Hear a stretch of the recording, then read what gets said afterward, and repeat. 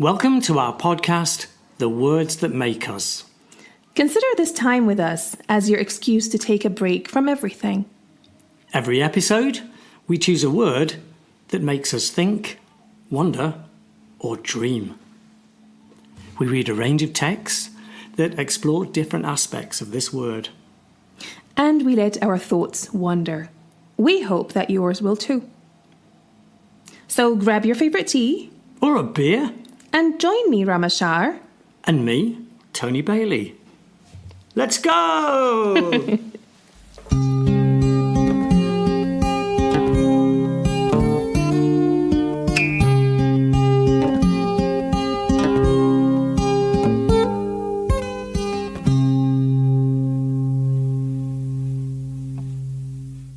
So today's episode is about holidays.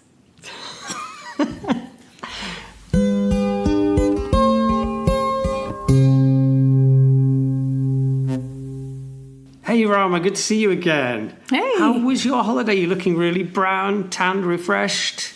Yeah, it was really good. I mean, I was in Italy, but you don't look very tan. Oh, yeah, I was. I know you were away too. I was in England, of course. So of course I'm not tanned. Don't be ridiculous. So yeah, it's been lovely to have a holiday. Yeah, I love holidays. Yeah, they are really something to recharge your soul, aren't they? Yeah. Are you a holiday person then? Oh, totally. I mean, I thought I was a normal person who just loved. Let's just make that clear. Who loved travel like everybody else, but it seems that I'm developing a bit of a reputation, because the other day I heard that two different people say to me something like, "How do you do it? How do you go away all the time?" I'm like, but I don't know. I'm just very. I mean, in the time that I've known you, you've been to more places than I think anybody else I know. But that might also be because of where we live. We're very lucky because we live right in the heart of Europe. Exactly. So, yeah. We really are in the centre. To another country is actually relatively easy for us. Exactly. It's a very short flight everywhere. It's a very short drive everywhere. We are really lucky. And so, yeah, I go away quite a lot. Short drive? You told me yesterday. What was your drive yesterday? Oh, my God. Yesterday was the drive from hell. You know, to all the people who see my lovely pictures on holidays and they think, oh, she's having a great time. Well, I do pay for it when it comes to the drive. Yesterday's drive, it was like about 9 hours. And I decided not to make a stop on the way because I wanted to be here for this podcast as well. Of course. And it started bucketing down with rain. You could barely see, but I was like, I don't care, I'm going. Yeah. And so my back started hurting. We missed one exit that cost us about 50 minutes. It was just, and my poor babies, the kids were in the car and they were so good because they could see that Mama Bear was coming out and they were like quieter and you know, very, very cooperative. So that was good. So question, was the holiday then, the experience of that holiday and the opportunity to take those couple of photographs worth it for the stress that was involved in that long drive home? Yes. Because I try to separate the two, you know, like the memories are one thing and the drive is one thing. So the drive, it was one day. It wasn't all bad. There were no accidents. Nothing happened. It was just stressful and long. And I was listening to an audiobook and just 2 minutes before the book ended, my phone died. My battery died. I swear, I was like so mad. And of course I had a battery, but it was in the back, the charger. Oh, no. Anyway, doesn't matter. No, but it's worth it because that few days away with the kids was really awesome. Because at home, I'm a bit ashamed to say, we don't talk to each other that much. As soon as we get in, the boys have different things to do. We have a very long school day. I have things to do. I go to bed early, so it's really tough. But then on these 4 days in Italy where we had no one to talk to but ourselves, we had no laptops, the phone, we didn't have time because we were walking all the time.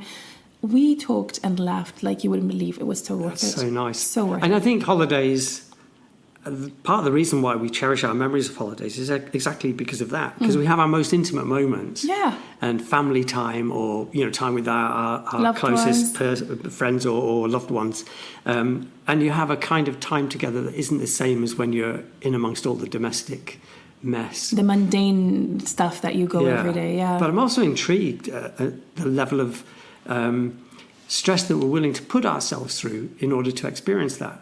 You see these, thousands of people at the airport. It's a complete nightmare. The traffic on the roads. Why are we doing this when we could just stay at home and have a nice lie-in and at home do all of the things that we wouldn't normally do? So it's quite an interesting topic, holidays. It is. And we should also make it clear that today we're not talking about celebrations, like Indeed. of holy days. We're talking about holidays, like vacation. Yes. So holidays as time that we are not spending in our normal routine, either going away on holiday or being on holiday, but not being on a bank holiday because there's a day off, or celebrating Christmas as a family. So we'll stick to the vacation, to the travel part of it, the vacation part of it, exactly. I must, to answer that question, I think one of my best memories that I will cherish forever is when I was 300 meters away from my home. Yeah. It was the summer holiday 2 or 3 years ago, and I went to the lake near my house on foot, took my little tent with me, sat there, and I was just enjoying the breeze sitting inside this blue tent. I'll never forget that. And it was like reflecting on everything that I had in my hand. Just dipping into the water, getting out, reading my Kindle. You know, it was bliss. This was really bliss. Yeah. And you don't need more than that, really. Not really. Although some people will spend all their money on experiential holidays that cost an awful lot of a lot of money, a lot of effort to get there. Yeah. Because it's the experience that they want rather than the escape. So the purpose of holidays is also really, really important, isn't it? Yeah, exactly. What kind of a vacationer are you? I mean, I've changed over time. Okay. I have a whole heritage of childhood memories, holidays with my family, typical British holiday makers. That is definitely one category. Then I have my more exploring type holidays when I was without family. Then obviously holidays when I had a family, which fall into another category. Did they resemble the holidays you had with your own parents? They were altogether far better. A little bit. Okay. A little bit. There is a kind of, a photograph in my photo album when I'm a child, and I could recreate mirror that with photographs of my children.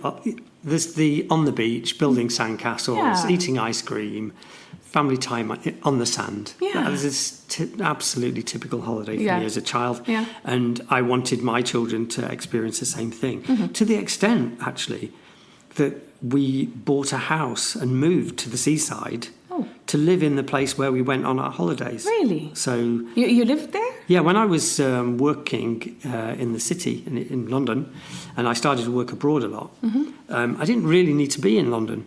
So we moved. We had a holiday home in Swanage on the Dorset coast, lovely town. And in the end, we bought a house there and lived there. Cool. And my kids went to school nearby. Oh, wow. Because I could travel just as easily from there as I could from London. That's really nice. So I actually lived on holiday sort of thing. Cool. And that had the experience then of when I wasn't in work, and I'd fly home on a Friday, and then the weekends I was by the sea. I could walk down the beach, take in the air.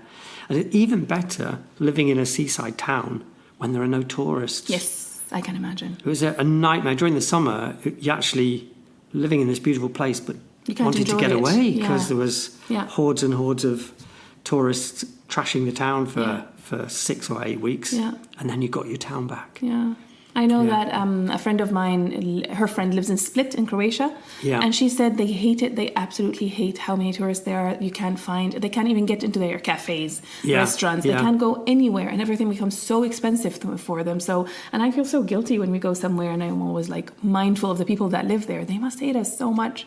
But on the other hand, if I think about Swanage, there was a love-hate relationship with tourists because they needed the tourists. Yeah, that's how they survived. That was where the income for the town came from. Yeah. So, double-edged sword, you needed the tourists, you put up with them because they brought in income.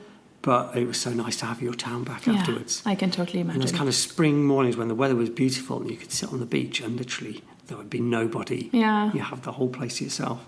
That was lovely. Oh, that sounds amazing.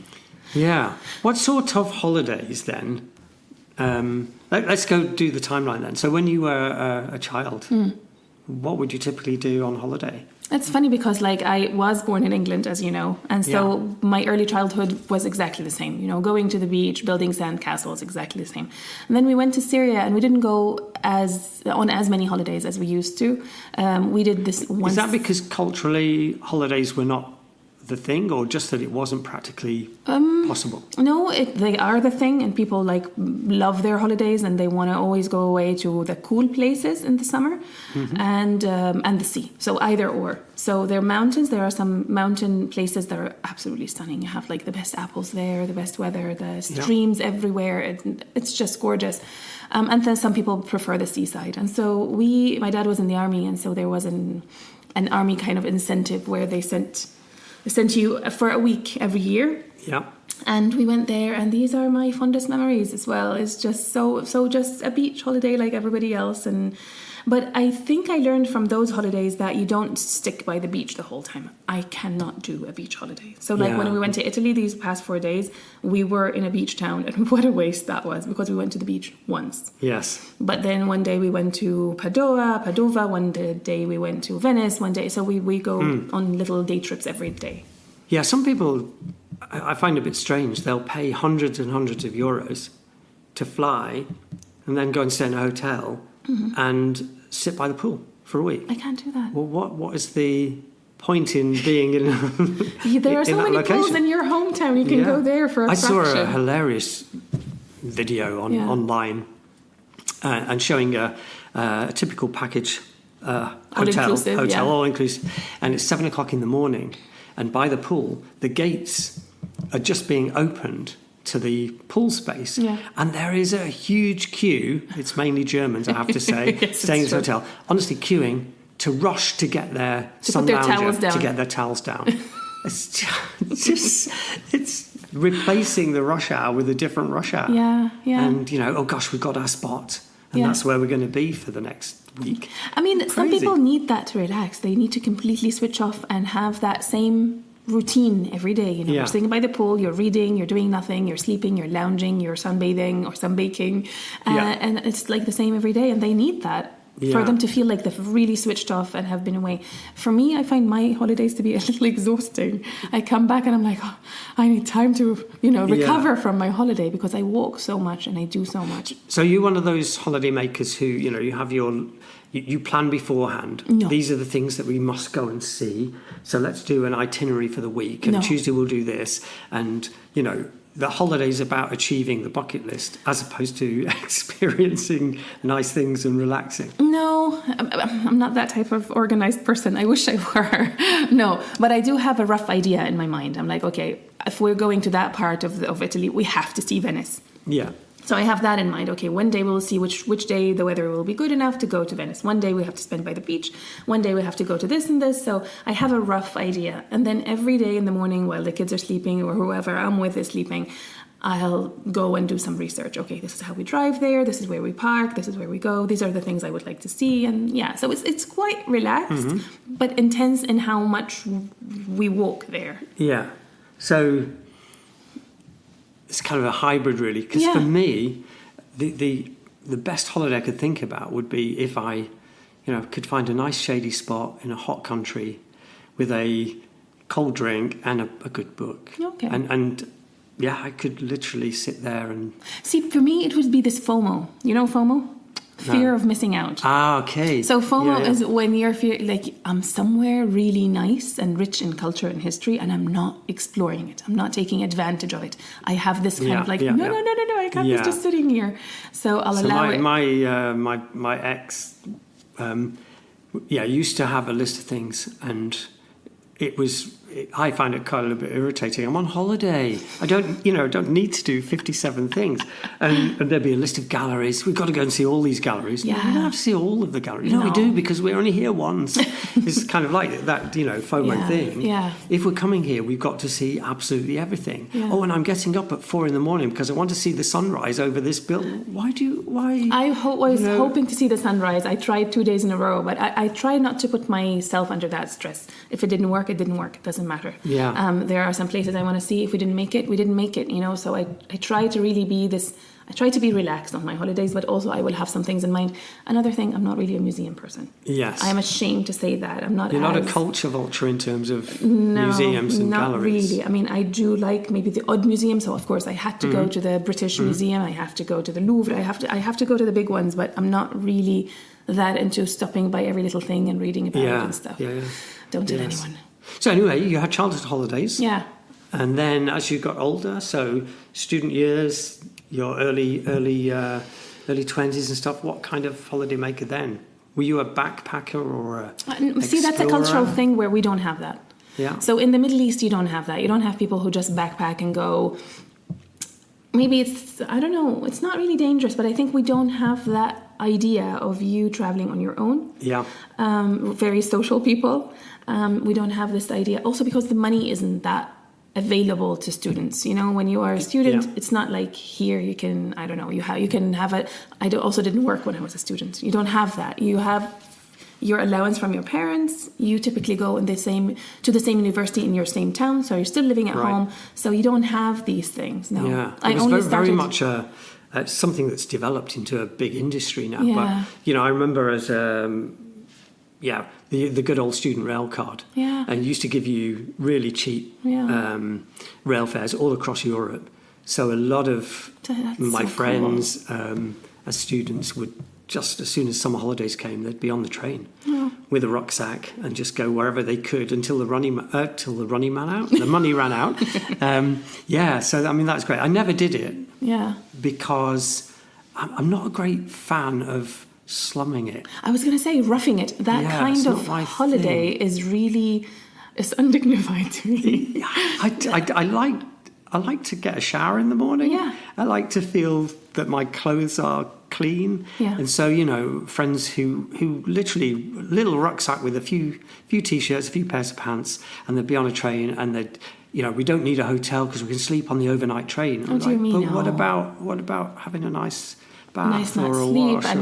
No. Not for me. To me, that's not a holiday. That's really stressful. For me, I really, really enjoy going out in the morning and coming back to a clean room with my bed made. Yes. So and it doesn't have to be a nice hotel, just a regular, just basic hotel. But it has to be. Yeah.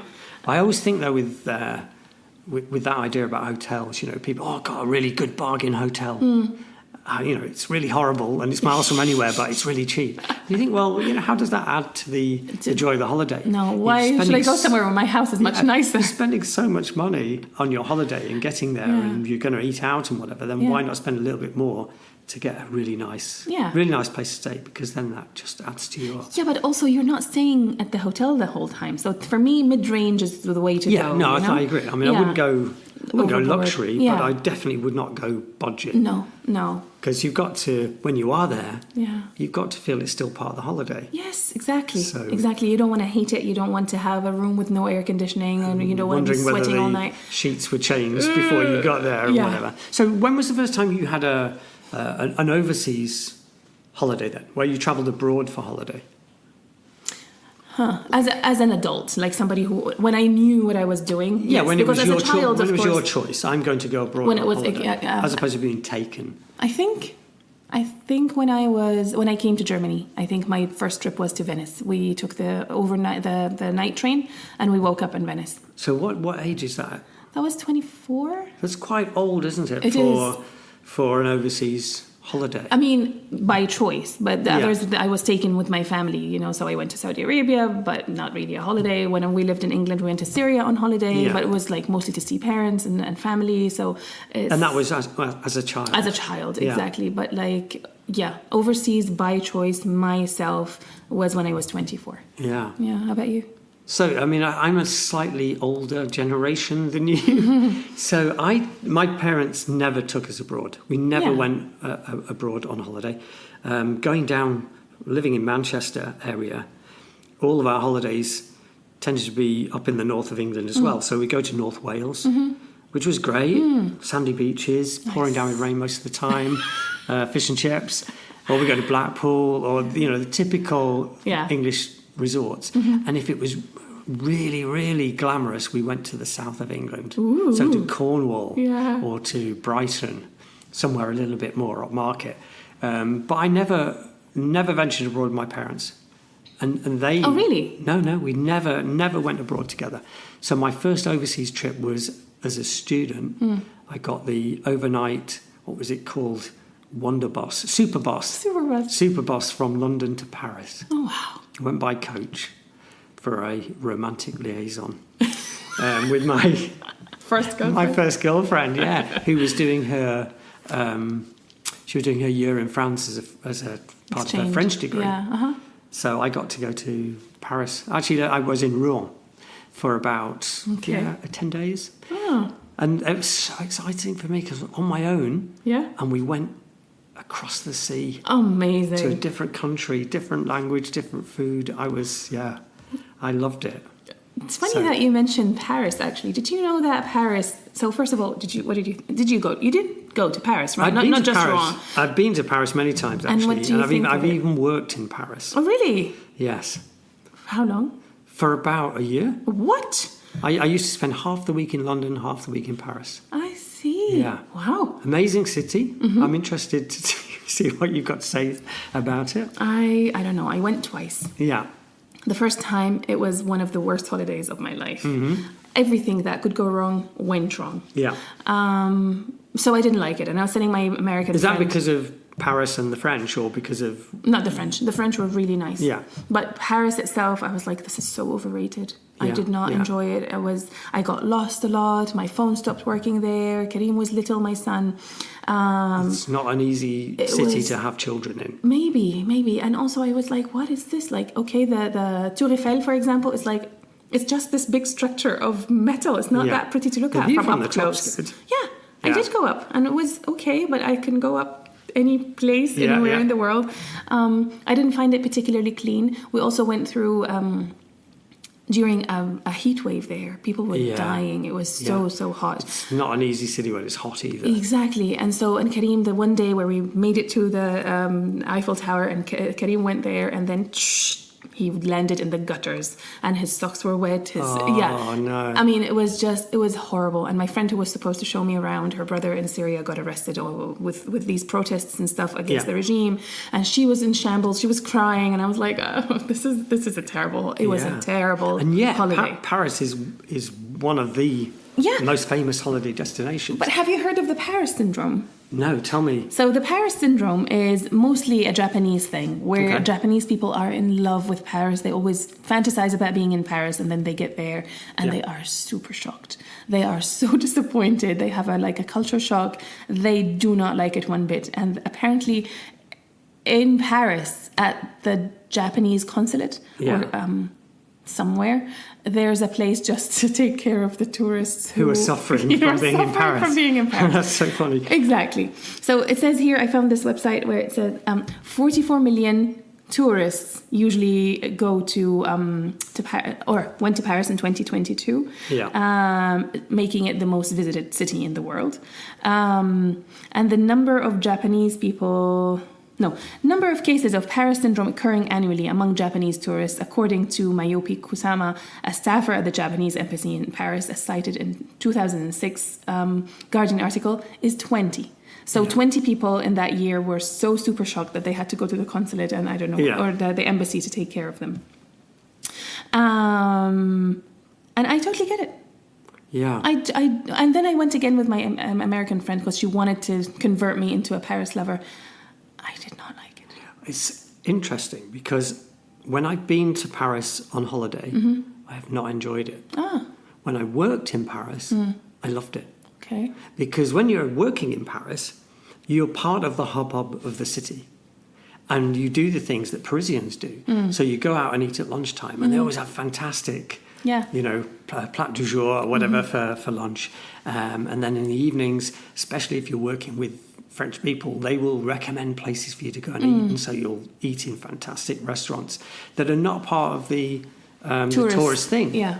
Whereas as a tourist, I've done the Eiffel Tower and been stuck in a queue for an hour and a half before I can go up the tower. I've been harangued by people trying to sell me key rings of the Eiffel Tower, and which I of course bought. Yeah. Of course, I sort of feel compelled to. So no, I get it. The best comment on Paris I can think of is my little daughter, who's been there a couple of times now, travelling on her way to another destination, but she spent a few days in Paris and she absolutely hates it because it stinks like toilets, Papa. It has a bit of a drains problem. Yeah. Paris, it's not the most. And also the latest thing about like the bed bugs and the rats. Oh, yes. That means I am never, ever going there again because I have this rat phobia. So I don't think I'll ever be able to visit. I've seen rats. Really? Yeah, and if you walk by the river at night, don't tell me, please. You'll see the rats scurrying along. Yeah. So, yes. Anywho, so anyway, Paris was my first destination. And you enjoyed it. I'm glad. I enjoyed it, but romance was in the air. Yeah, that's true. Everything sounds a lot better than it is when you're in love. And I have happy memories of going to see Iron Maiden in concert in Cannes. Cool. Yeah, there you Cannes. go. Okay, I'd like to go to All Cannes in that first trip. Wow. Yeah.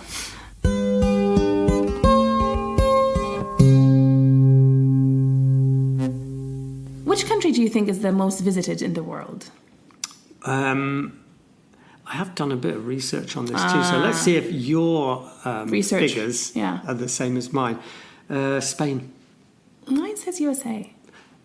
The most visited? It says the most tourism revenue. Okay, so there are so many different ways of cutting this cake. Okay. So tourism revenue, yes, because the Americans go on holiday to the United States too. Yes. True. So yeah, but in terms of most visited out of your own country, I was quite surprised to read. But yeah, Spain is top. So yeah, what other countries then do you think are the most visited? Or we can look at it in terms of tourist revenue because they're both. So my tourist revenue thing here says USA is number one, but like you said, there are domestic tourists as well. France, Australia surprised me. For tourist revenue? Yeah. Gosh. The Emirates. Yeah. Italy, which is obvious. Yeah. Austria. I'm surprised Austria made more money from tourism than Switzerland. Thailand. Qatar, which was really surprising. Yeah. Why would anybody want to go to Qatar? No offense. Then Turkey. Yeah. India. South Korea, Mexico, Japan, Netherlands, Portugal, Switzerland, Macau.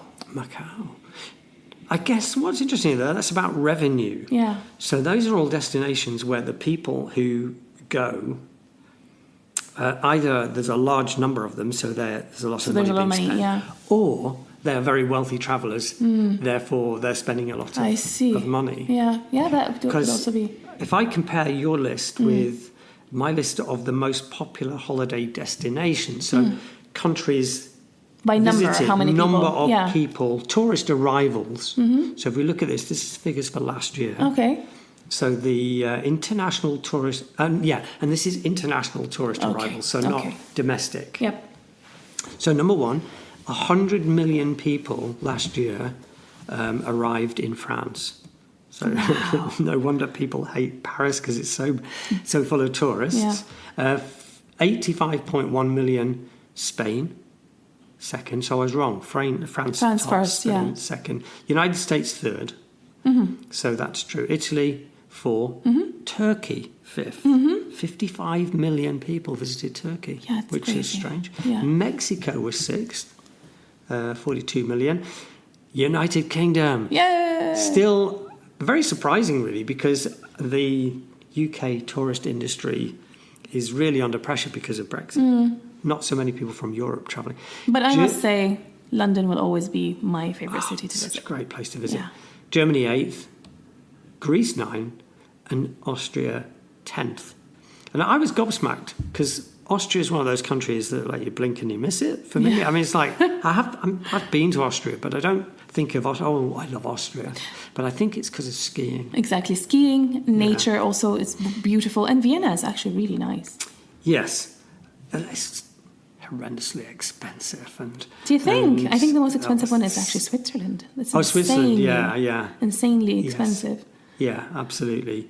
That's global destinations. Where do you think American travellers go? Mostly. Yeah. What's their most popular The United States, I think. I think a lot of them go within the United States. A lot of them go to Mexico. And then they do have this dream about going to Europe. Yes. So USA is only 7th on their list. Top of their destinations is the United Kingdom. Really? Yeah. Across the pond. Yeah. UK, Spain, Greece, Italy, France, Portugal, USA. Ireland is in there, Germany. And because of their heritage. Yeah, I think they so. have these roots and they want to go and explore. That makes a lot of sense. Let's go and visit Ireland, yeah. So indeed. Interesting. What about the Germans? Where do you think the Germans go on holiday? Everywhere. There is not a place you can go to where you will not hear German. Do you know that? That's so true. Crazy. I was last week in UK. Yeah. And obviously in London, you'd expect to hear every language, but I did hear a lot of German. Yes. Maybe my ears are attuned to it. But bizarrely, I was also in Wales because I was visiting family. Yeah. So I was in a little lovely seaside town called Carnarvon with a beautiful castle. And it was full of Germans as well. And they're everywhere. How do they get there? Germans and Japanese tourists as well. Japanese. You will always find a coachload of Japanese tourists wherever you go in the UK. There's always... I thought Chinese. Maybe Chinese now. Okay. A lot more Chinese tourists. Yeah, I think they're open now to travelling a lot more. And do you know what I experienced this week that I haven't experienced quite so much is that kind of influencer photography. Have you seen that? Oh, Isn't my it ridiculous? God. It's Carnarvon Castle, whereas a 5-year-old kid, I was rambling around on the castle tower and whatever, and there's some beautiful Chinese girl at the top with her mobile phone. You guys can't see Tony's face trying to mimic them. It's hilarious. Taking an influencer photo. Oh God, I was like, really? Yeah, very funny. Yeah, but anyway. that's the new thing. Also, you see the boyfriends taking pictures and making videos of these girls all the time, and it's kind of like it's kind of become part of the boyfriend experience that you have to be the cameraman. My daughter lives near Westminster Bridge. I was also in London last week. Yeah, and you cannot cross Westminster Bridge without having to barge through all these influencers, all taking a picture with Big Ben and the Houses of Parliament. Yeah. It's so funny. Yeah. Anyway, Germans. Most popular destination, Germany. Yeah. So Germans like to holiday in Germany. Really? That's good. So 34% of Germans will have a holiday in Germany at some stage during the year. Good. So, but they take multiple holidays. So they will have their German holiday. Yeah. Which would probably be skiing. And then they have the European holiday and maybe the little bit, maybe by plane. They go to Spain, is the most popular destination. Mallorca? Yeah, they own Mallorca. I think so. I think so. So many Germans on Mallorca. Italy, Scandinavia's 3rd, Turkey 4th, Austria 5th, probably for the skiing, Greece 6th, the Benelux states, so Holland, Belgium, then Croatia, then Poland, and interestingly, only 10th on the list, 1.8%, France.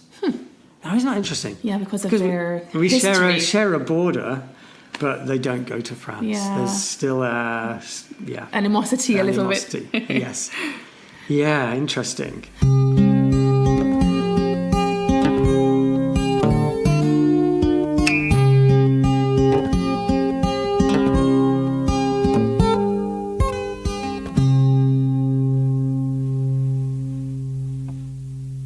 We haven't read any poetry, Tony.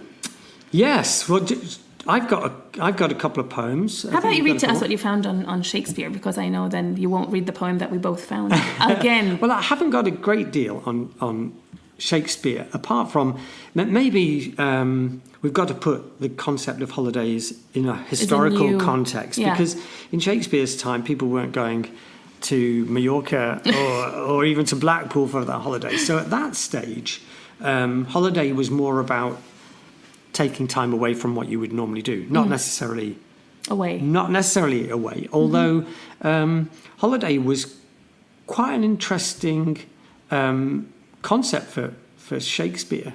So I read an interesting article about how basically Shakespeare invented the idea of the holiday rom-com. Oh, really? Because he was the first person who created stories about families being away.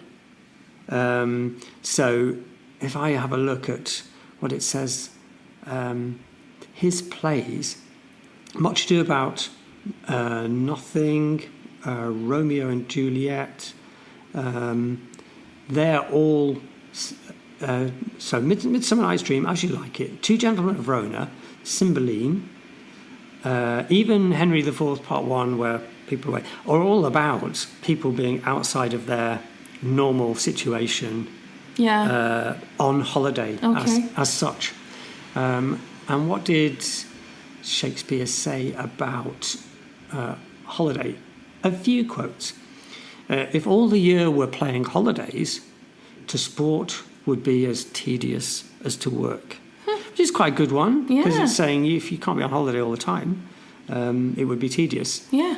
And then from The Tempest, come, woo me, for now I am in a holiday humour. Wow. And like enough to consent. So a little bit. I didn't realise that the concept of holiday actually started that long ago, in the 1600s. Perhaps even earlier. Or the 1500s, yeah. It's crazy because from the article that I read, it says that, I mean, if you think about it, holidays became more of a thing in the 19th, maybe the 18th century, but mostly the early 20th century because of planes and trains and all of that. And because of the expense. It was really... It was really something that you, in a position of wealth or privilege, could afford to travel and take holiday. And the reason why you travelled was mostly because you wanted to recover. You know, it was like we read this literature about somebody who's not feeling well. Or pilgrimage. Oh, pilgrimage, yeah. Or something like that. Or exploration or discovery, which was always, the domain of somebody who could afford to do that. Because you weren't earning anything. You have to be a noble person. And you didn't get holiday pay. So I'll do a little potted history and evolution of holidays. So the first civilization widely considered to take holidays were the Romans. So the Roman Empire, ancient Romans would travel all across Europe, and during the Roman Empire they even had a road network that extended from the north of England all the way to the south of Egypt. Oh, wow. But those who would travel would obviously be the wealthy aristocrats Roman who would take the opportunity to explore the Roman Empire. And then nothing really said about holiday apart from the idea of holiday as pilgrimage. Would be a kind of religious thing to do, but it's not really a holiday not as really. such, is it? But between, say, 1500 and 1700, it became common for wealthy young men to travel abroad and do what's often termed the Grand Tour. So artists or scholars touring around Europe to take in the culture and knowledge of other cities, to learn languages and finish their education with. And then you wonder why all of the great books and great thoughts were done by men.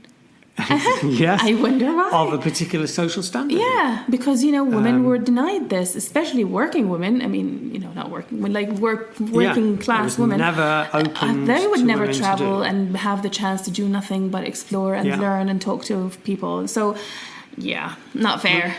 But what it did do was it acted as the spur for different cultural ideas to start being swapped around. Yeah. So schools of art. Yeah. So, a British artist in France learning particular artist style or whatever. Yeah. And then in the 1800s, steamboats were invented. So steamboats allowed, the British were allowed to visit different continents and explore new lands. So there were people going to as far as Africa and Asia in the 1800s. But they had to be wealthy enough and have the time, because the time it would take to go on a steamboat to just get there, was a huge amount of time. So still very much the wealthy and privileged. What happened about foreign currency exchange in those times? What happened when you went abroad? Yeah. So holidaymakers could obtain something called a circular note, which was a way of allowing banks with foreign branches to provide an exchange rate service. How cool. Back in the 1800s. So 1871, this is when people start to be in organised work in factories, and we start to get this concept of being on holiday. So I think, bank holidays or public holidays. The Industrial Revolution meant that you're working really hard, but you also have a certain amount of holidays. Yes. And you have to use them to go somewhere. Still at that point, it was still shorter holidays. So at least we get a long weekend. So we can do something recreational in our holiday time. Key date, 1883. The Orient Express was created, and the long-distance passenger train was able to ferry people across. I wish I could Eurasia. take that trip from beginning to end. Should we do that? Yeah, but some of it is now not in service anymore. No, of course. No, because it goes through the Middle East, and some of it is not working anymore. I know Agatha Christie passed through Aleppo, my city, and she stayed there for a few days. I love train travel as well. It's awesome. Yeah. So to do a long train ride and be able to stop at places on the go. Get do off, a bit of exploring, enjoy, get back on the up. train. Yeah. That'd be good. 1903, Wright brothers began working on the concept of the aeroplane, which would, of course, change the world. 1928, the German airship Graf Zeppelin carried 20 passengers and 43 crew members in the first ever commercial flight. In the following year, it landed its first round-the-world flight. Nice. 1928. It was still very, very privileged few being able to take advantage of that. And it wasn't really, as you say, until the early 1900s when the factories, and I mean, this is a very Anglophile view of it, but the factories started to see the benefit of giving their workers a week off. Some time off to... They have this concept of what's called, have you heard of the Wakes Week? No. So in the northern industrial towns, every town had its own Wakes Week, so people in, Oldham, their holiday week would be the first week in August. Oh. And everybody in Oldham would be on holiday. Oh. And they'd all go to Blackpool, or they'd all go to, and even they would organise transport or trains. So all of these people who worked with each other would all then go on holiday at the same time because they only wanted to close the factory down for a limited period, and then they'd be back to full. So we had this idea of Wakes Week. But it's only really post-war that the tourist industry that we recognise started to grow. 1960s is when the European resorts grew. I mean, I went to Tenerife last year. Oh, yeah. It's gorgeous. It's gorgeous in a way. I love the coast, and I love the bits that are still authentic, but those holiday resorts that are just built up with loads and loads and loads of holidays, hotels that have completely trashed the coastline, so that they can house lots of British and German. And that's the thing, you go somewhere. Holidays. We went to this hotel in Italy, and it's so close to the beach. Yeah. It's like a 1-minute walk. But you can't see the beach from there because of all of the, big buildings around. And it's such a shame. Yeah. But, I mean, with the population increasing so much, you have to cater for everybody. There's no other choice. Yeah, absolutely. 1970s, the development of the package holiday.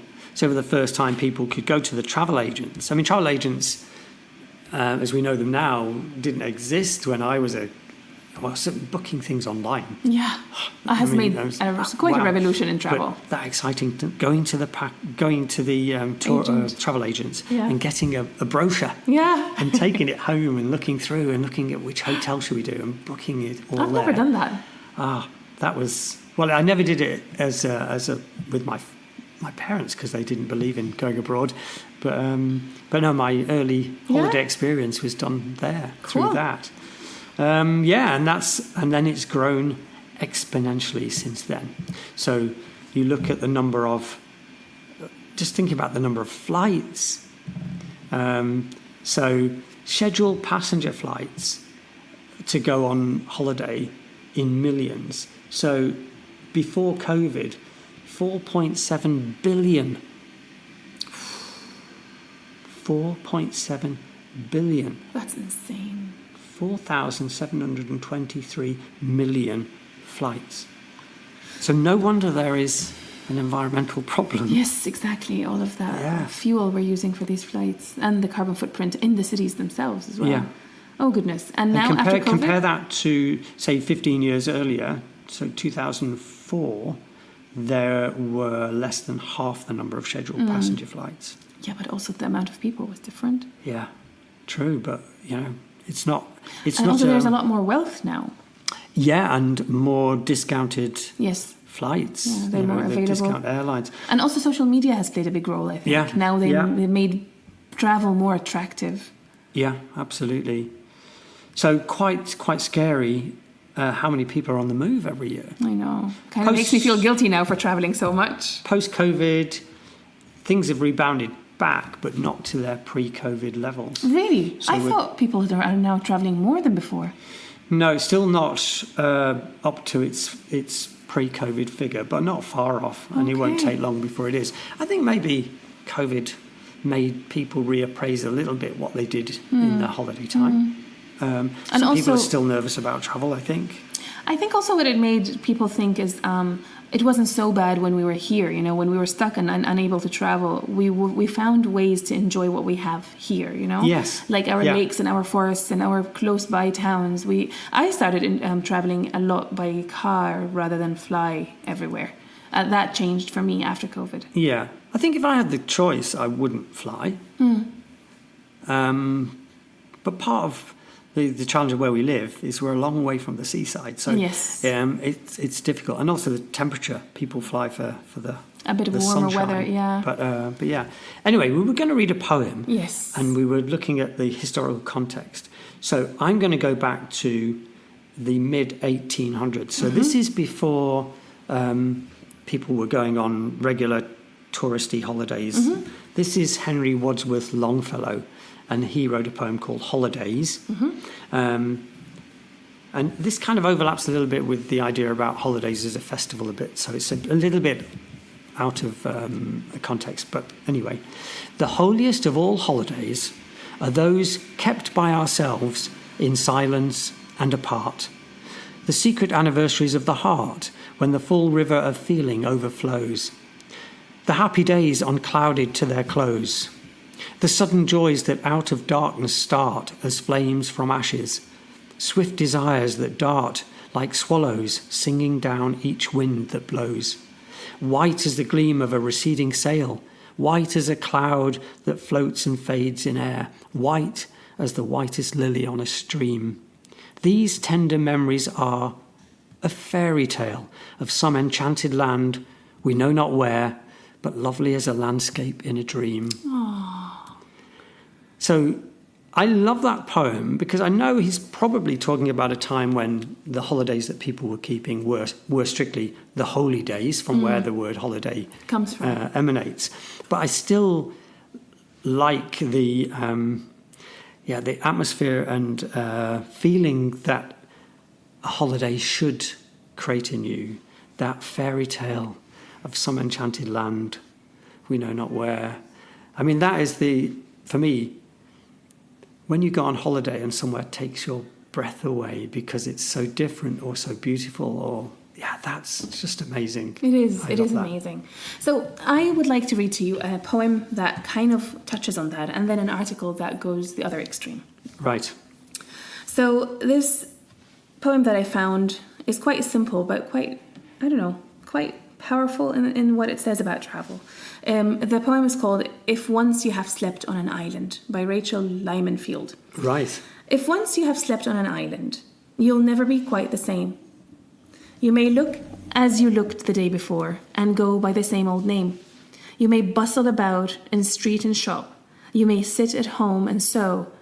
But you'll see blue water and wheeling gulls wherever your feet may go.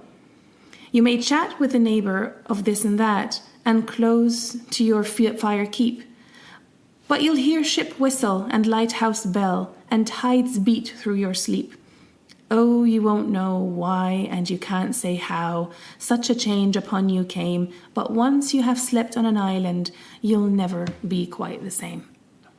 That's true. It's true. I think once you have tasted the sweetness of travel, Yeah. you will yearn for it everywhere you go, and you're not the same person again. Yeah. Well, I wonder, just try and imagine that situation. You know, I do know of some people who are quite proud of the fact that they've never stepped outside of their own, town, or certainly their own country. But because they're reluctant travelers, they're very proud of where they live. Yeah. It's good enough for me, and I'm not going to go anywhere. I don't want any of that foreign food stuff, and I don't want to go through the airports and whatever. But on the other hand, there's this kind of like contentedness that they have, It's like good for you that you can be so content in what you have. It is awesome, and I wish we had. Yeah. I think we have to have a balance. Do you not think? I sort of feel a little bit sorry that they haven't experienced had the that wonders. experience. Yeah. I think there are some of the wonders of the world that people have on their bucket list where I'd have no desire to go. Like what? Simply because, like the pyramids, for example. Really? Well, from what I've seen, Yeah. it's not as amazing as it looks on the photographs. And the hassle and the crowds and, make it really... Taj Mahal is another one. Okay. Where, again, is it really as good as it looks in pictures? Yeah. Or will you have this Paris syndrome when you go there and you're like, what? Yeah. This? So I'm not looking for, those kind of attractions.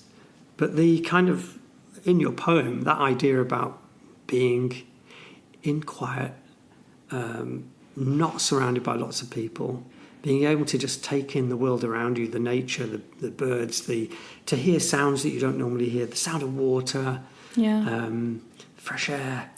That for me is lovely. So as a constant traveller, I totally see this. It makes me so happy when I go and experience somewhere. Like when I was in Italy at the beach, and it was even raining that day. And just looking at the water, the rain, splattering on the water surface. And it was grey, but it was so quiet and peaceful and beautiful. Yeah. And the seagulls were, roaming. And it was just gorgeous. But at the same time... It gives your brain a bit of a breather. Yes, from but don't you all feel... of the different things that are, you're popping into your head when you're walking around a city. That's absolutely true. But don't you sometimes feel like a bit of grief when you're leaving to go back to your old, boring life, which actually millions of people dream of having? Yes. So we don't appreciate what we have because we have this constant wanderlust, So this wanderlust, this idea of like always wanting to be away. I think in German they call it Fernweh, which is a really interesting word. It's like this pain to be away, wanting, longing to be away. And so I found this article about this constant wanderlust. Interesting. About people who want to be away all the time. And in its extreme form, it can be quite bad because it makes you very unhappy. Yeah. When you're doing it, when you're somewhere, you're kind of unhappy because it won't last forever, or because you're disappointed of where you went. Also because you're kind of like, oh, now I have to leave this and go back to my old mundane life, which is so sad. Yes. So anyway, I found some of the things the bad effects of this extreme wanderlust. One of them says constant yearning. We can guess it's like always wanting to be out of where you are right now. Like our colleague Ben once said, it's kind of like we wish our lives away. It's like we are not enjoying the here and now. We're just waiting for the next holiday, waiting for the next place we're going to be. This is the complete anti-stoic idea. Exactly. And it's this idea that the grass is always greener. Exactly, on the other that side. The answer to our current ills lies somewhere in the future and somewhere in a different place. Yeah, exactly. Yeah. And this is what Rumi also said. He said something like, what did he say? Let me read it to you. He said, you have no need to travel anywhere. Journey within yourself. Enter a mine of rubies and bathe in the splendor of your own light. Yeah. Which... Well, I absolutely get that. Yeah. I think we have to find that beauty, that wonder within ourselves, because that's where real happiness lies.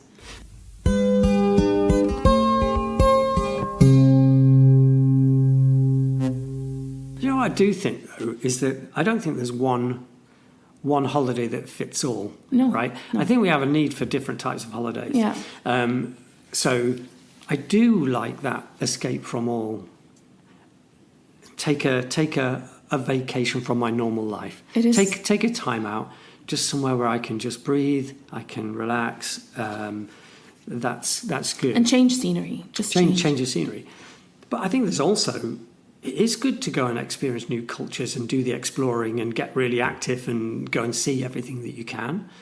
And I think other times it's good to stay at home and just enjoy the environment that you're in. Sometimes it's great to go away with other people because the holidays are also about the social aspect of it. Other times it's really good to go on your own. So I'm interested.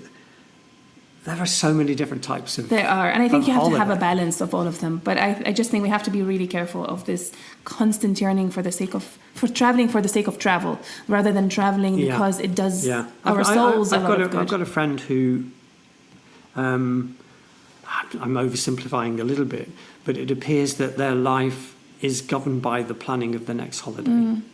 And it's like, we went here last year, so whatever we do next year's got to be bigger and better, and even it's a bit like a drug addiction. It is. This is this wanderlust that I'm talking about. It is a drug addiction, and it's not very healthy. And over a long period of time, I had a holiday home in France, actually in Normandy. It was an old cow barn and another outbuilding, but they've been being converted. Yeah. And I had a plot of land, and it was a long way away from anything. When am I going there? Did you sell it? It's no longer in my hands, shall we say? But we used to go there with the kids every summer, and we'd go there for like 3 or 4 weeks, and it was an absolutely beautiful time because we had the family together. We could concentrate on eating nice French food, completely idyllic surroundings, nothing else. No social media, nothing. Just take my guitar, take some books. We used to do things. We used to walk. We used to go running. Sounds perfect. It was perfect. But I couldn't just do that as a holiday. That was like recharge the batteries, spend quality time together as a family. But I also do like looking. I'm going to Barcelona this summer. Nice. Because I love it. It's gorgeous. I love the bustle of the city. Yeah. It's got everything. I go in the galleries, go in the museums, eat the food, take in some active culture, and it's an exhausting city to be in. But I think that's also part of useful. It. Yeah, it's part of the allure. Yeah. So the other part of this wanderlust thing that is so I'm just going to read them quickly. Like the itches that you can't scratch because there will always be somewhere better than what you are, and the disappointment of not doing everything you wanted to do in that place. Like when I went to Italy, to Padova, these past 2 days, there was this one chapel that I wanted to see that was booked out, and I wasn't able to go in. No. And I went all the way to that city for that, and it's like, that's reality. Hazy vision. It also means that you can't see your life properly. You're seeing it through a different lens, or you're seeing the place that you're going to visit through a not so realistic lens as well. Yeah. I'll give you a good example of that. So the town that I live in is a beautiful town, Ulm, but it's a town that I live in. Yeah. So I don't really notice how beautiful it is. And the road that I live in is very nice. Yeah. It's got a beautiful tower called the Gansturm, and the city walls. And I'd be gobsmacked that I'll be, clamber out of my building with my shopping bags, and there'll be half a dozen Chinese or Japanese tourists taking photographs on my street. Yeah. Like, what's wrong with you? This? Because you don't, when you're in your own surroundings, you don't appreciate the beauty of your own surroundings and how special they are. So definitely get that. Yeah. I walk around with a hazy view of Germany, actually. Yes, it's a shame. No, let's appreciate Germany as a beautiful, It is a beautiful place. country, but I don't associate it with that feeling because you live here. I live here, right? Yeah.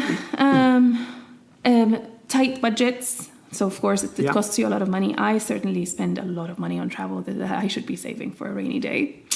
Why should you be... if you've had those experiences of travel, then they're in the bank. Yeah. Whereas it's better to have those... It's a different kind of bank. Yeah, but in a way, don't you think it's better to have those holiday memories in the bank than the money that you would have spent? Yes. Is it again about balance? Really? It is, exactly. It's about balance. And I should now, temper the travel a little bit and save a little bit more. That's for sure. Fatal nostalgia. I think you're always like you are nostalgic to something that might not have been what you actually think. You romanticize a place that you've been to, or romanticize this idea of where you are going to be, and it's basically, I think what this whole essay is saying is that it affects your happiness and enjoying the here and now by longing for. We rewrite stories all the time, don't we? But I think holidays in particular. Yeah. I don't recall many times where I've said to somebody, "Oh, how was your holiday?" And they've said, "Oh, it's terrible." Yeah. I mean, most people come back, "Oh, it's great. Oh, it was lovely. I didn't want to come back." Most people, because it can't be bad. You can't be bad. You've got to make different. it good. I mean, or you don't recall the really bad bits of the holiday as much as the high points, like the drive back from Italy. Yeah, that's just an unfortunate this will fade, exactly. price that you had to pay for the experiences. I mean, I travel a lot because I go back to the UK a lot, and there aren't many things worse than flying budget airlines. From Memmingen Airport. Yeah. Actually, Memmingen's not so bad because it's small, but you go to Stansted coming back, and you're treated like cattle as you go through the security. And I mean, it is horrible. It is quite demeaning, but we just put up with it, don't we? Yeah, we do, because what's waiting for us on the other side is hopefully very nice. You're seeing family, or you're going somewhere nice, and train transport and delays, and but we put up with it, don't we? We do. Crazy. Don't even remind me of the DB and traveling with the Deutsche Bahn. Ugh. Yeah. Yeah, but then the destination makes it worth the while. Okay, so let's talk about the different types of holidays then. Very quickly, because I think we're running out of time. We're doing okay? Okay, good. So the types of travel that I looked at that seemed really interesting, one of them is the culture vulture. So I'm going to go over them very quickly because, we don't want to bore anybody with them, and they can look at the article. It's in our show notes. Yeah, and then maybe you can tell me which of those is closest to you, or which are your three or something. So how about that? I read them to you, and then you stop me when something... triggers what you think of yourself. So, the culture vulture. Yes, definitely culture vulture. Every time I go to London, London is just so full of... I know. Last week, I went to the London Transport Museum. I went to the... It was great. Clambered on buses. Yeah. And I went to the Natural History Museum, and I went to the National Portrait Gallery. Wow. It was so good because everything's there and it's so well done. So available. Definitely a so culture vulture. Yeah. But not in excess. No. You have to mix it. Yeah, exactly. Are you a foodie? It depends which country I'm in. Okay. I'm definitely not a foodie. I don't... Yeah, the food is always on, at the bottom of the list of things I want to enjoy in any country. Now, if I go to Paris, for example, we talked about. Yeah. One of my prime reasons for going to France, actually, is the food. Provence, the food is so good. Yeah. But I can't say that, going to Wales was about the food. Although the food it was very good. It's fine, yeah. Thank you. The nature lover.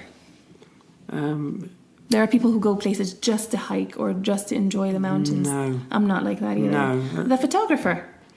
No more than I do normally. I take a lot of pictures on vacations, but not everything. I try at least, because I don't want to make it boring for everyone around me. I think it's important to have some holiday memories. Yes. So taking photos is important. And yes. I really treasure...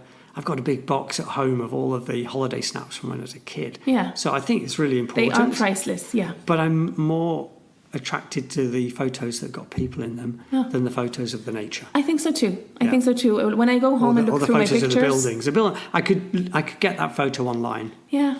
But the picture of my little kid clambering on a castle wall, that's worth keeping. Exactly. The social butterfly, so somebody who needs it for social media. No. That's not you, huh? Not me. The party animal. No. No. Never. Not an Ibiza person? Never been that. Me neither. I've never been to a club outside of my country. What's a club? Exactly. What is a club? Yeah. The planner. I think we both decided we're not really big planners. I plan the practicalities of the travel, the transport bit. Yeah, but I play it by ear when I get there. Yeah, I think I'm the same. What I like, especially if you go on holiday on your own, is that you don't have to plan. You can just play it by ear. How do I feel today? Yeah. What do I want to do? If you're lucky, then you'll have people around you who are the same. Yeah. Yeah. Okay, the nomad. No. The person who just wanders about and doesn't know where they are. They just get lost. And No, that's my normal. That's my normal life. And the thrill seeker. Ooh. Somebody who goes on these big adventures, jumping from places and Not at all. Me neither. No. I've never done that and I don't intend No. to. The functional traveler, mostly consisting of business travelers, of visiting an event. Yeah, I don't do a lot of that just because I did in my previous life, yeah. and I actually loved the idea of being a business Combining, traveller yeah? until 9/11. Oh. And then when that completely changed the way that you were treated at airports, I fell out of love with it. But before that, I felt really special. Yeah, I can imagine. I don't know travel much before that, really. I mean, I started traveling. No, actually, of course I do. But I do notice now that it's becoming less and less fun to be at an airport. No. It's just like take off your shoes, spread your arms apart. And Yes. Anyway. It's not good. No. But say before 9/11, walk into the business lounge, have a glass of wine before I got on my flight home, and everybody treating you really nicely. Yeah. And then 9/11 happened, and the weekend after that, I remember travelling home, and it was like, oh my God. Really? It must have been at its worst. The world has changed. Yeah. Wow. Yeah. Yeah. No, I don't remember traveling in that period. Before that, it was mostly domestic and within Syria, and after that, that's all I know. Yeah. The shopper. I do shop a little bit, but I don't go to shop. I don't go to shop, but I do stop at shops every now and then. And I tell you what I like to shop at. Yeah. I don't like the tourist shops. Yeah. I don't like to buy, the schnick-schnack. But I like to go to the supermarket. Yeah. I love to go around and Yeah. see what is it that people in this part of the world are buying. It's also nice to go, like, if you have a Lidl or Aldi in Germany and then you go in Italy or you go in Spain See what the and you see differences what they are. have, because Yeah. they have a lot of local things that you would never find in this one here. So No, I it's love really it. interesting. The backpacker. Not me. I've never been a backpacker. Yeah. I wonder whether I might become one Yeah? now that I've got more time on my own. Yeah. Then the possibility of doing that Yeah. is greater. Okay. But I'm not convinced. No, me It's like neither. sleeping in a tent. That's like It's not roughing for it. me. No. Mm-mm. No. The gap years. Well, we're past that. Past that, I wish I'd done a gap year. Yeah. I wish I'd That's taken not a an year option out. for us. No. I started school a year earlier than everyone else. I finished exactly on time. I did everything just like But I think anybody who's in a rush. fortunate enough to have that opportunity they should do it. should do it. Definitely. Yeah. Oh, we have the next one. The complainer. Oh, they're the Karens of the holiday world. And I say, I've just been away. Yeah. You've just been away. Yeah. And yes, You hear I them did all the hear time. them complaining at Yeah. the airport, complaining in a restaurant. Yeah. Yeah, God, nothing just- is good enough for them. It's so No. interesting. I'm British, so I don't complain. You don't complain. Even You when just it's suck it up. Yeah, I feel the same way. It's I've just had like, some get on with it. terrible experiences and terrible meals, and then the person's come round, and I've thought I must say something, and they said, "Is everything all right, sir?" Oh, yes. Yeah, no, it's lovely, lovely, lovely, fine, thank you. Yeah, No. I'm exactly the same. Okay, then we have the gang. Yeah, people traveling in big groups. We have the weekend. I absolutely hate that. Yeah, I don't think you can take much of the scenery around you when you're in a big group because you're focused on the group. You're focused on your role in the group, doing what the consensus wants to do. So that ability to go and wander and do your own thing. And also other people are tiring, Yeah. especially, I think if it's an intimate holiday, Yeah. a romantic holiday, I think that's great. Yeah.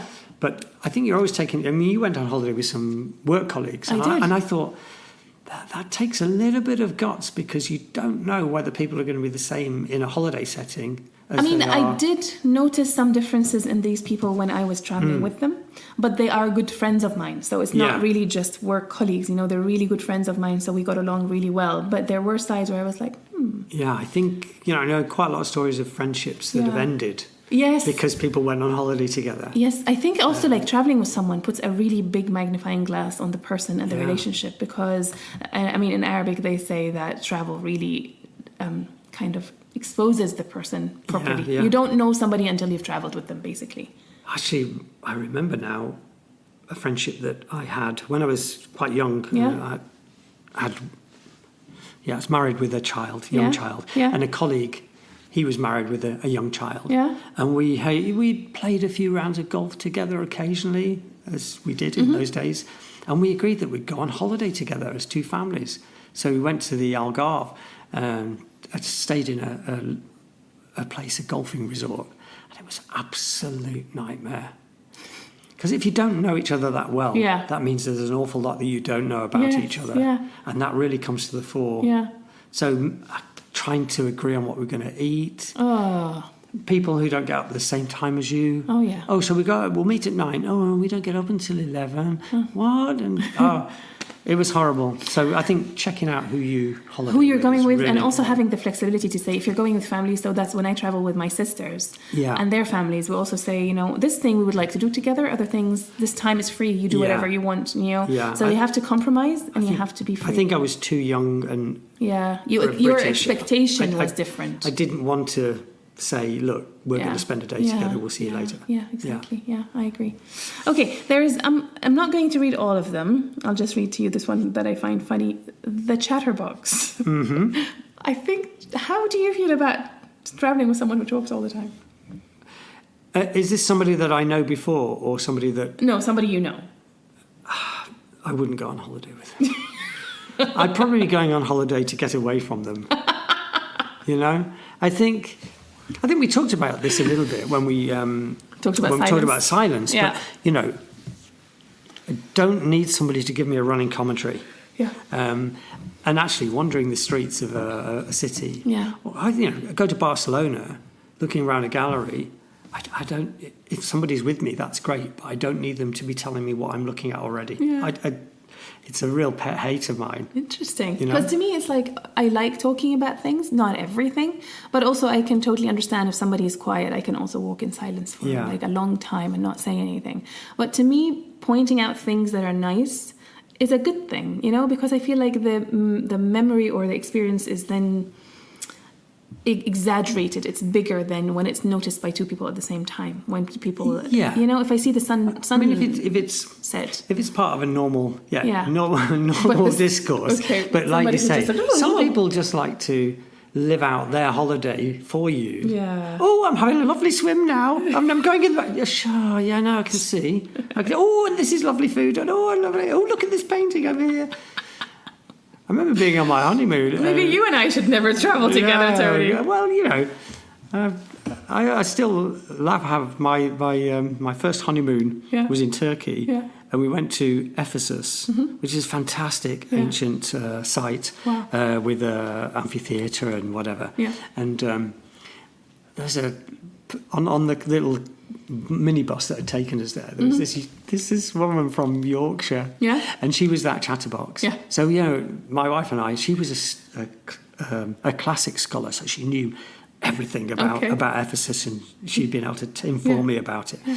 And this woman from Yorkshire sits in front. She says, "Oh, it was lovely, that wasn't it?" Like. Yeah, no, it was really good. Oh, no, and you've got to do your Ephesus, haven't you? You've got to do your Ephesus. And that became like a running joke. A standard joke whenever there was something that you've got to see. Oh, you've got to do your Ephesus.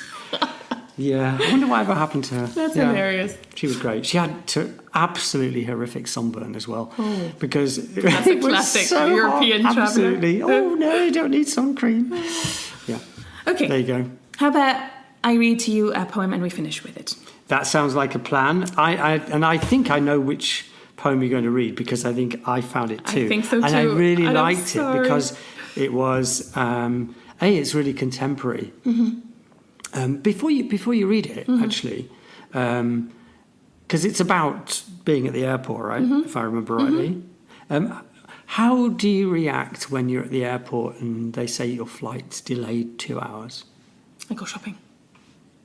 Unless I have a connection flight, then I'll be really mad.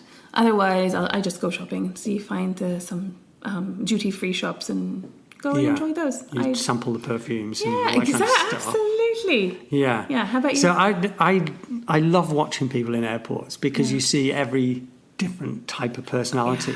So you see that person who, even though the flight hasn't been called yet, they're queuing at the gate, ready to, they want to get on. I'm the last one to get up. Yeah, me too.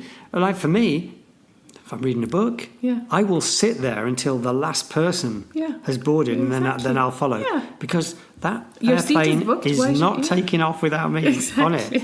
And if a flight's delayed, for me that's like, okay, well, I can't do anything about it, so I could just sit and have a coffee and continue reading. I'm quite happy with it. Yeah.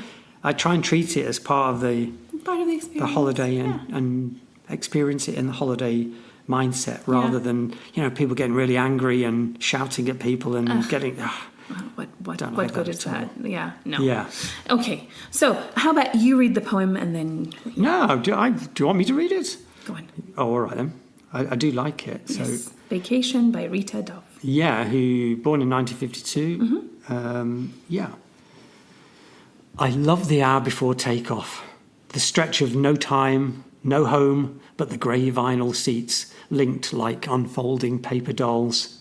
Soon we shall be summoned to the gate. Soon enough there'll be the clumsy procedure of row numbers and perforated stobs.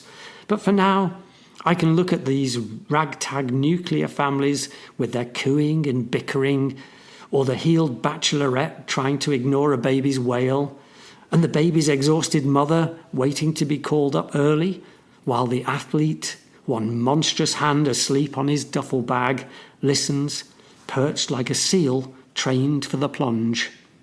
Even the lone executive who has wandered this far into summer with his lasered itinerary, briefcase knocking his knees, even he has worked for the pleasure of bearing no more than a scrap of himself into this hall. He'll dine out. She'll sleep late.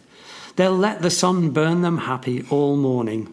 A little hope, a little whimsy before the loudspeaker blurts, and we leap up to become Flight 828, now boarding at Gate 17. Ah, that's so good, isn't it? I love this poem. So good. It is very much the anticipation in the air when you're at the airport waiting your turn to get on your flight. I think that's one feature of holidays in general. We talked about seeing amazing sights and the nature. But people watching is so fascinating. Cool. Oh my God, my kids always stop looking at the people. But either looking at foreigners on vacation and kind of smiling at how different people are. Yeah. I mean, German tourists are unbelievable. Unbelievable. Queuing to get in the National History Museum. Mm-hmm. You book online. Mm-hmm. There's a time when you're allowed in. Mm-hmm. It opens at 10. There's a gate. Mm-hmm. It's shut until 10 o'clock, right? And there's a queue of people waiting to get in because they've all booked to get in at 10. So there I am, lined up with my little girl. We're not far from the front. It's a massive museum. It's not a problem. We're chilled. There's a German family, and they come and find there's a queue. Yeah. So the guy starts. He says, excuse me, but we have got a ticket to get in here at 10 o'clock. So we come to the front of the queue. And it's like, no, we've all got a ticket to get in at 10. You have to go to the back of the queue. Yeah, but we booked it online. We have priority. And it's like, oh, no. Sorry about the accent, anybody listening. But, yeah, that kind of very, very sort of firm, entitled thing. And you see that everywhere. And then the Japanese tourist with the camera taking a picture of everything. Yeah. That's Greg's the Bakers. Or the American tourists were always so loud. The loudest in the group, You don't understand me, so I'm going to say it even louder, and that will somehow... It is so funny. What about the English tourists? The drunk. Drunk and sunburnt. I noticed this about them. And also the women, they dress, like, especially if it's a beach holiday, so flashy. Yeah. Like high heels and fake nails. And you're like, what is this? What is going on here? I think I'm often embarrassed when I'm on holiday with fellow Brits. And I try to go to places that Brits don't go to. Yeah. But they're everywhere. Like German tourists, they absolutely. are everywhere. All righty then. That's good. That was cool. Where are you going on holiday this summer then? Where's your holiday So sadly, I think I might not. I mean, that's what I said to my kids yesterday on the drive back. I was like, you guys, I think we're not going anywhere in the summer holidays. No. So how will you make it into a holiday? I don't know. I am going to make sure that I do a lot of day trips. I do love day trips, going to different cities around here and stuff. Maybe I'll go to Bodensee, Lindau for maybe a day or two. Visit friends. I love meeting up with friends. That's how I spend my vacation. Lots of TV, lots of reading, lots of writing. You see, what you're describing to me, if you said, would you go on holiday for that? I'd say absolutely. Yeah. So that idea of the holiday, the staycation, stay at home and holiday, I think we should bring that into our everyday lives anyway. So, at the weekend, what would I do if I was on holiday now? Yeah. Well, I'd not be in such a rush to get up so quickly. Yeah. I would eat a proper breakfast rather than grabbing something on the way. Eat it at the sink. I would read a book or listen to a podcast or I'd just just go for a stroll. That's what I do. Get a bit of fresh air. Yeah. So, why don't we do that we should. all the time? Every day should be Every like day a should be holiday. at least a moment of a holiday in there. Even when you get back from work, you could do that, couldn't you? You could say, you could. just imagine I've just arrived at my holiday destination. Yes. I wouldn't immediately be, going to do some more work. I would, let's go and explore. Just go for a stroll, enjoy. Yeah. Great. This was lovely. It was lovely, and I can't wait till we're still on school holiday, aren't we? Truth be told, but what you can't wait for is seeing me again on Monday. It'll be the bright spot. Yes. So I'll see you on Monday for more school, and then only 7 more weeks, and then we get our long holidays. Yes, exactly. And we wish all of our listeners happy holidays wherever you're planning to go. Exactly. See you guys next week. Yeah, see ya. Bye.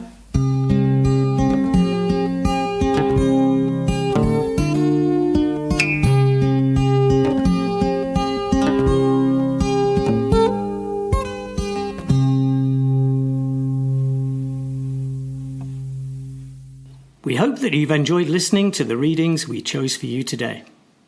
And that our musings have ignited your thoughts.